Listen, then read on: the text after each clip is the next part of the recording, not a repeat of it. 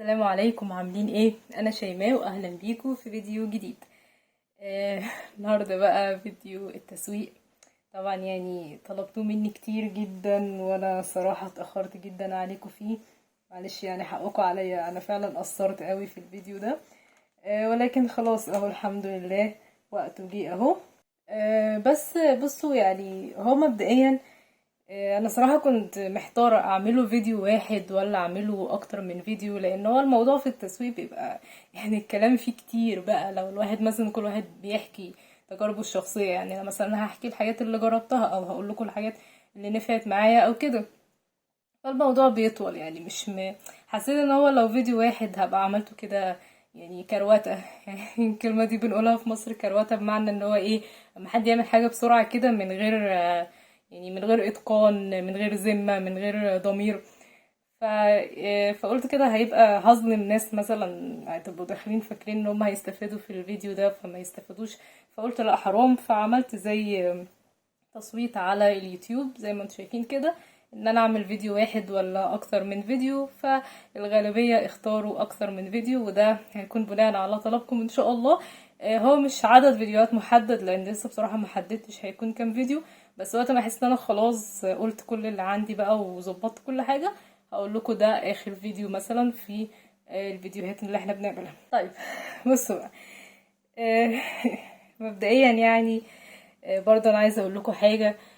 هي كل حاجه ارزاق من عند ربنا زي ما انتوا عارفين. يعني ايه، الواحد بيسعى وبيعمل اللي عليه وفي الاخر ربنا بيرزقنا. ربنا بيرزق كل واحد بميعاد، يعني مش شرط كل واحد في نفس الوقت، بس اهم حاجه ان احنا نسعى، واهم حاجه يكون عندنا ايه، صبر. صبر. مفيش حاجة اسمها انا هبدأ النهاردة شغل وهعرض شغلي والناس هتشوفه وتاني يوم هبيع او في نفس اليوم هبيع. ممكن ناس يحصل معاهم كده، ده رزقهم، يعني دي ارزاق ربنا بيوزعها كما يشاء، محدش ليه دخل فيها. ولكن الغالبية واللي بيحصل ان لازم يكون في صبر، لان محدش الحاجة بتمشي معاه على طول وسريعة، لا كلنا بنتعب وكلنا لازم نصبر وناخد وقت طويل لحد ما ربنا يرزقنا، ولازم نسعى. يعني العصفورة لما تيجي بتسعى من الصبح كده وتدور على أكلها وتفضل تمشي علشان تاكل، وفي الآخر هي بتسعى لحد ايه ما تلاقي الأكل، سواء في أي مكان، حتى لو أكل احنا حاطينه لها في البلكونة، احنا ربنا حطينا سبب ليها، بس هي سعت علشان توصل لرزقها ده. فعشان ما اطولش عليكم انا قلت لكم اهم حاجه يكون صبر. ملناش دعوه ان فلان لسه بادئ النهارده وبقى بيبيع ومعاه والدنيا ماشيه معاه زي الفل، ملناش دعوه بكده. ما نبصش يعني ما نبصش لكده. هي زي ما قلت لكم ارزاق ربنا بيوزعها كما يشاء. انت ممكن بصبرك وسعيك ربنا يرزقك بعد كده وتكون احسن منه، يعني انت ما تعرفش او احنا ما نعرفش ربنا كاتب لنا ايه.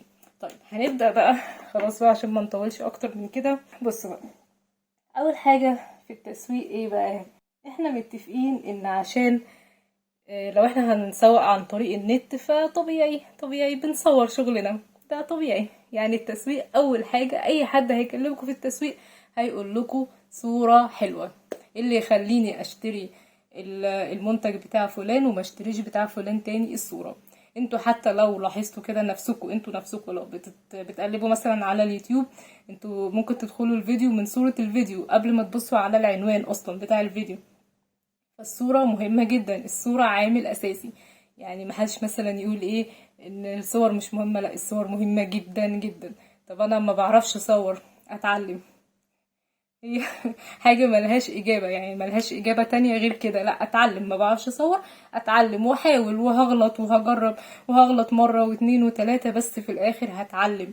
يعني بصوا اي حد بيسعى ربنا بيجازيه في الاخر على قد تعبه. طب انا مش هقولكوا هتعلم كده ومش هقولكوا ازاي هنتعلم، لا احنا هنعرف ازاي نتعلم، وهوريكوا اصلا انا صوري الاولانية كانت عاملة ازاي وصوري اللي هي مثلا انتوا بتشوفوها دلوقتي. وما زلت برضو بتعلم، يعني انا مش كده بقيت اشطر حاجة، لا ما زلت برضو بتعلم في التصوير وبجرب وكده. بس قبل بقى ما ندخل في الموضوع يا ريت بقى الاشتراك واللايكات بقى. بصوا يعني احنا لما بنتكلم في موضوع الاشتراك واللايك الكتير ده بس علشان يعني الفيديو يوصل لأكبر عدد، يعني كتر اللايكات بتخلي الفيديو يوصل لأكبر عدد فبالتالي أكتر عدد يستفيد. لأن انتوا أكيد يعني انتوا مثلا لو استفدتوا من الفيديو فهتحبوا ان غيركم يستفاد، يعني دي يعني حاجة انا بصراحة بطلبها منكم، يا رب ما تخذلونيش يعني. فوصلوا الفيديو لايكات كتير يعني وكده علشان يوصل لناس اكتر وناس اكتر تستفيد. ازاي بقى اتعلم التصوير؟ اول حاجة احنا ممكن نبحث على اليوتيوب، هنكتب مثلا تصوير منتجات. تصوير ايه؟ تصوير منتجات. هتلاقوا فيديوهات كتير جدا عن تصوير المنتجات. تصوير منتجات، ما تكتبوش تصوير عموما، لا، منتجات اللي هي زي الحاجات بتاعتنا، احنا عايزين نصور الحظاظات دي، عايزين نصور كده، فاحنا عايزين نصور منتجات. طيب في حاجة تانية هنعملها بعد احنا مثلا ما شفنا تصوير منتجات، احنا لازم نعمل تغذية بصرية. يعني ايه تغذية بصرية دي؟ مش فاهمة يعني ايه ده. تغذية بصرية يعني اتفرج على صور كتير جدا في المكان بتاعي، عفوا في المجال بتاعي. ادخل صفح انستجرام، ادخل صفح فيسبوك، ايه ده، في ايه، فيسبوك، ادخل صفح جروبات مثلا على الفيسبوك بتعلم ان احنا ازاي نتعلم التصوير. في جروبات على فكرة بتعلم ازاي نصور بالموبايل. طيب تغذية بصرية ليه يا جماعة؟ لان العين بتحفظ بسرعة، العين بتحفظ بشكل لا ارادي. يعني انا مثلا هشوف صور كتير اوي، كتير كتير كتير، فهتتخزن في مخي بدون وعي مني. يعني هتتخزن كده في عقلنا من غير اصلا ما نحس ان هي دخلت جوه عقلنا، هي دخلت واتحفظت وكل حاجة بدون اي مجهود مننا، احنا بس قاعدين بنتفرج على صور بس. هو يعني العقل البشري يعني دي يعني سبحان الله، يعني اعجاز من اعجازات ربنا في الانسان. فهو بيبتدي يسجل يسجل يسجل لحد ما انتوا هيبقى عندكم يعني حصيلة كده كبيرة جدا في التصوير. هتبقوا عارفين اوضاع التصوير. الله، طب ما انا احط مثلا ديكور صغير كده جنبها، او طب ما انا ممكن اصور من الزاوية دي، طب ممكن اعمل الاضاءة كده. كل الحاجات دي هتوصل لكم، هتعملوها اصلا من غير ما تحسوا. يعني انتوا مثلا لما بدأتوا في موضوع الاكسسوارات، هل انتوا دلوقتي زي اول ما بدأتوا؟ لو حد بادئ بقاله فترة، هل اول يوم بدأ فيه زي النهارده؟ لا طبعا. انتوا حتى من غير ما تحسوا هتلاقوا ايه ده انا بقيت بروفيشنال في الحاجه دي، ايه ده انا بقيت محترف جدا، بقينا بنعملها بسرعه قوي او في وقت انا مش متوقعه، مش زي البدايه خالص. فكتر التدريب وكتر الفرجه على الصور هتوصلنا للمرحله دي. كمان احنا بنصور من كذا زاويه. يعني انا مثلا علشان انزل صوره واحده بس، لا، ده ممكن اكون صورت 30 40 صوره، مش بهزر بجد، لا ممكن اكون صورت 30 40 صوره عشان اختار بس صوره واحده وهي دي اللي هنزلها. فاحنا نفسنا لما بنيجي نصور نفسنا كده بالموبايل كده وناخد صور لنفسنا، ده انتوا بتصوروا نفسكم كذا صورة، فما بالكم ده شغلكم اللي يعني اللي احنا عايزين نكسب منه او عايزين نبقى شاطرين فيه ومحترفين فيه ونتميز عن غيرنا. فلا، يبقى هنصور كذا صورة من كذا زاوية. طب انا جيت صورت من يمين هنا، ماشي مظبوطة، طب ما اصور كمان من الشمال، طب اصور فوق كده، اخلي الموبايل كده كده والصورة، يعني انا مثلا اخلي الموبايل كده والحظاظة كده، فهلقط الصورة كده، دي زاوية مختلفة، طب ما دي زاوية كده. تفضلوا تصوروا لحد ما بعد ما تخلصوا هتروحوا متفرجين على الصور، وبعدين ايه، طب انا هختار دي، الصورة دي حلوة او الصورة دي حلوة، دي وحشة، دي مش عارف ايه كده. طيب كمان في ملحوظة. طيب انا ما عنديش موبايل محترف، مش هعرف اصور، ما عنديش موبايل جديد، هو لازم؟ لا مش لازم. اي موبايل عندنا واي كاميرا نقدر نطلع بيها يعني صور احترافية جدا. يعني مش هقدر اقول لكم صور جامدة من الاخر. هوريكم انا الموبايل اللي انا كنت بصور بيه في الاول وانتوا احكموا. يعني بصوا اهو، ده سامسونج جراند نيو بلس، وابحثوا عليه على جوجل، اهو سامسونج اهو، اسمه باين اهو. والله كنت بصور بيه، وفي صورة اهي ظهرت لكم، دي كانت بالموبايل ده واغلب الصور يعني صور كتير جدا صورتها بالموبايل ده. حتى كان اللي يشوف يقول لي انت ازاي بتصوري بالموبايل ده فانتوا هتصوروا باي حاجه. صوروا بقى في ضوء النهار، مش شرط ضوء مخصوص. صوروا مثلا لو في الاوضه بتاعتكم اللمبه فوق السرير مثلا على طول، او فوق الترابيزه، مش ضوء مباشر، مش ضوء يكون يعني مثلا ايه، ثواني، مش ضوء يكون ضارب. احاول اشغل لكم كده فلاش، يعني بصوا ده فلاش اهو، شايفين؟ ما يكونش الضوء ضارب فيها قوي، لان بصوا ممكن يغير ملامح الحاجة، اصلا هيديها درجات الوان مش بتاعتها اساسا. يعني انا بحاول اوضح لكم بس ايه، بصوا الفلاش مغير في درجات الالوان، صح؟ الاضاءة الزيادة اللي هي ضاربة في وش الحاجة لا بتغير في الدرجات، فاحنا مش عايزين كده. احنا عايزين ايه؟ نطلع صورة حلوة باقل الامكانيات اللي عندنا. طيب انا كنت بصور بالموبايل ده وكنت بعمل ايديت ببرامج. يعني انا مفيش صورة انا بصورها وبنزلها زي ما اتصورت كده، مستحيل. يعني بصوا، من رابع المستحيلات. انا قلت لكم احنا بنصور كذا صورة وبعدين بنختار دي الصورة اللي هننزلها. طب ما انا بعد ما اخترتها برضو هعمل لها اديت، مش هنزلها كده ابدا ابدا. فبعمل ايه؟ بستخدم برامج. فانا هقول لكم على البرامج دي، بس ايه، استنى شوية لحد ما اكمل بقية اوضاع التصوير. كمان في اوضاع التصوير احنا قلنا هنحط كمان، هنصور على خلفية بيضة. انتوا لو تلاحظوا اغلب الفيديوهات اللي بصورها لكم على خلفية بيضة او خلفية سادة. عموما لازم تكون خلفية سادة وفي نفس الوقت تكون مبينة الحاجات. ما ينفعش اصور على حاجات، يعني بصوا، حاجات تبقى ايه، ملونة مش عارف ايه. طب بصوا الصور القديمة اللي انا كنت بصورها، يعني بالذمة دي صور ايه اللي انا عاملاه ده؟ بصورها على قصة نيمو ولا قصة بيتر بان تقريبا، والوان كتير كده وحاجات غريبة. العين بتتزغلل، العين بتحس ان هي مش شايفة كويس، مش مبسوطة، مش حاسة ان هي شايفة حاجة واضحة كده حلوة، مستمتعة بيها. فدي صور ما تنفعش خالص. لازم نصور على خلفية بيضة. وكمان اعمل ايديت للصور زي ما قلت لكم. طيب ايه البرامج اللي شيماء اللي هو انا بستخدمها؟ انا هقول لكم البرامج اللي بستخدمها. طبعا برامج تعديل الصور اللي هي التطبيقات اللي على الموبايل كتير جدا. يعني كل واحد بيشوف برامج كتير ويختار بقى في الاخر البرنامج اللي هو بيريحه. انا اكتر برامج بختارها بستخدمها قصدي سناب سيت، ده اللي ظاهر لكم ده. ده بقى بعدل منه، ساعات بعلي منه اضاءة الصورة على فكرة. لو انا مثلا لما كنت بصور مثلا والاقي الاضاءة غامقة قوي او كده، كنت بعليها بيه. يعني بصوا الصورة اللي ظاهرة قدامكم دي وشوفوا الفرق لما عليت الاضاءة في الصورة التانية. فرق كبير صح؟ كبير قوي.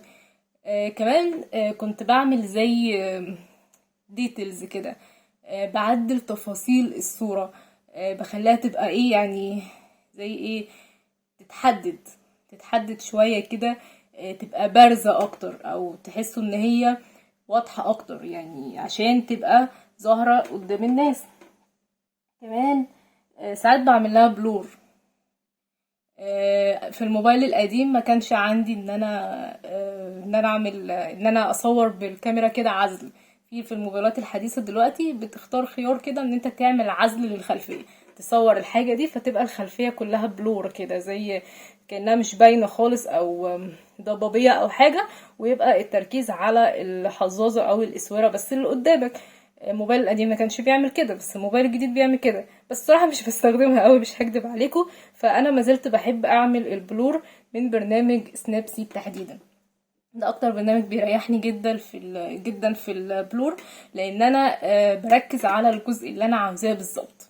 تمام. طيب تاني برنامج هو برنامج كانفا.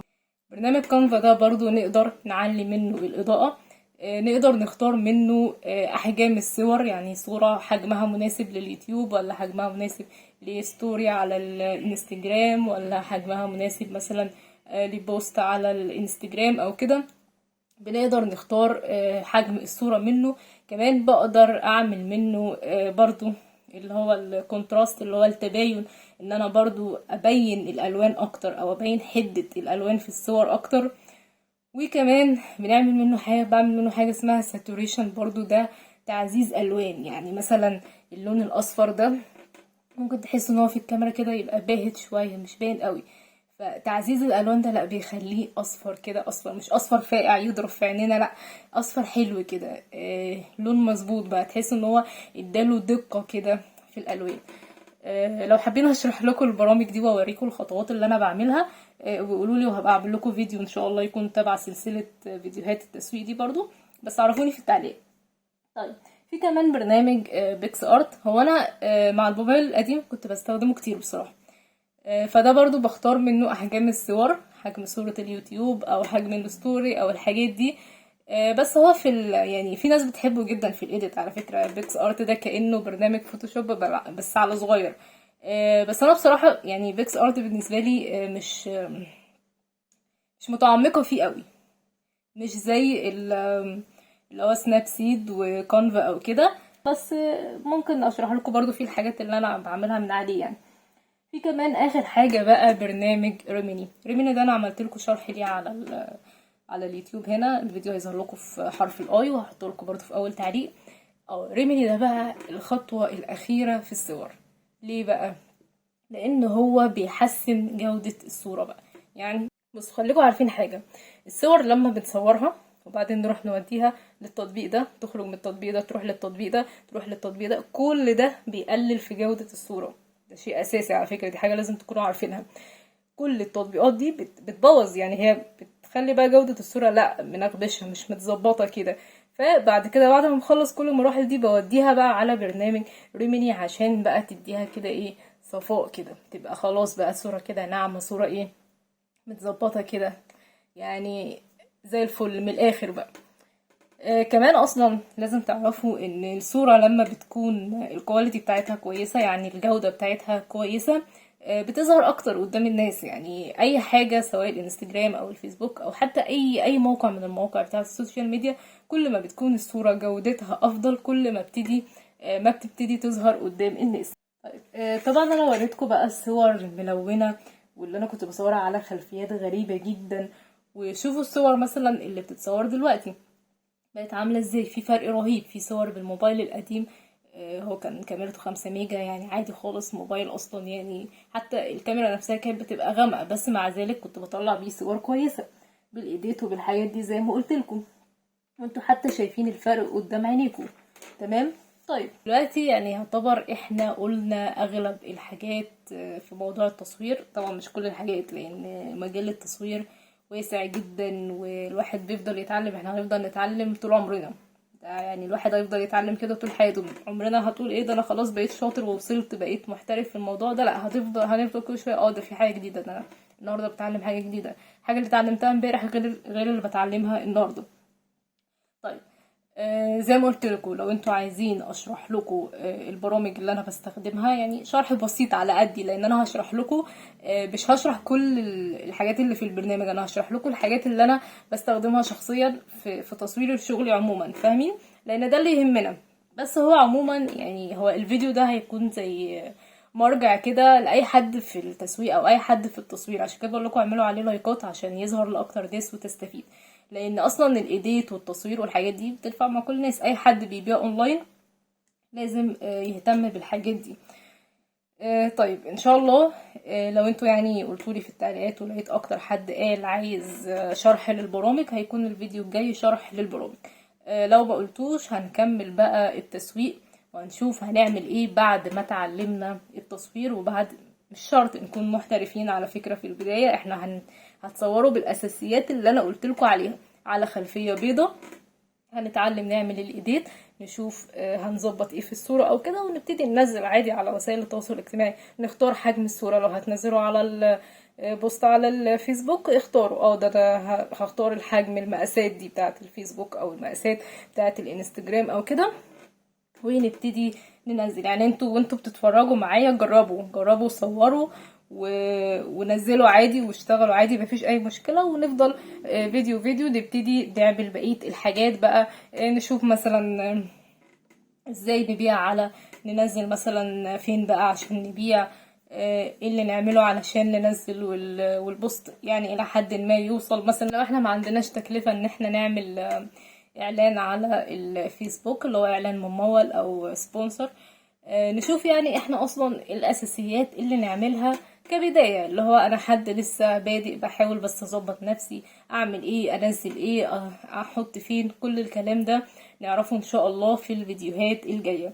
يا رب يكون الفيديو عجبكم. وبرضو يعني انا عايزة برضو تقولولي في التعليقات لو انا نسيت اي حاجة قولولي عليها واكتبها لي عشان ادونها واشرحها لكم يعني في بقيه الفيديوهات. انا صراحه قعدت اكتب كل الحاجات اللي اقولها النهارده عشان ما انساش، لان الواحد بيبقى زي مخ السمكه دوري بالظبط في الفيديوهات اللي زي دي، بنسى جدا. يعني كلام كتير لما واحد بقى بيقعد يتكلم كده من غير ما يكون كاتب ومرتب افكاره، لا بنسى خالص، يعني سمكه دوري جدا. يعني انا عارفينها اللي كانت في كرتون نيمو دي.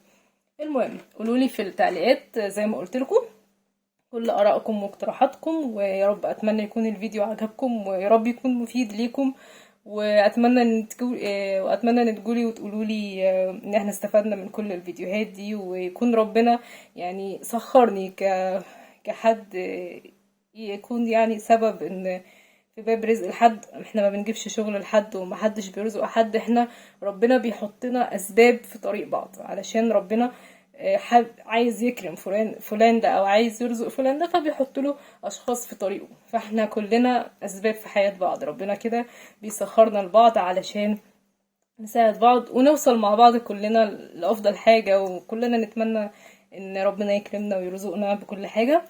يلا اتمنى يكون ان شاء الله كل الفيديو عجبكم والفيديوهات الجاية تعجبكم، وسلام لحد ما اشوفكم في فيديو جديد.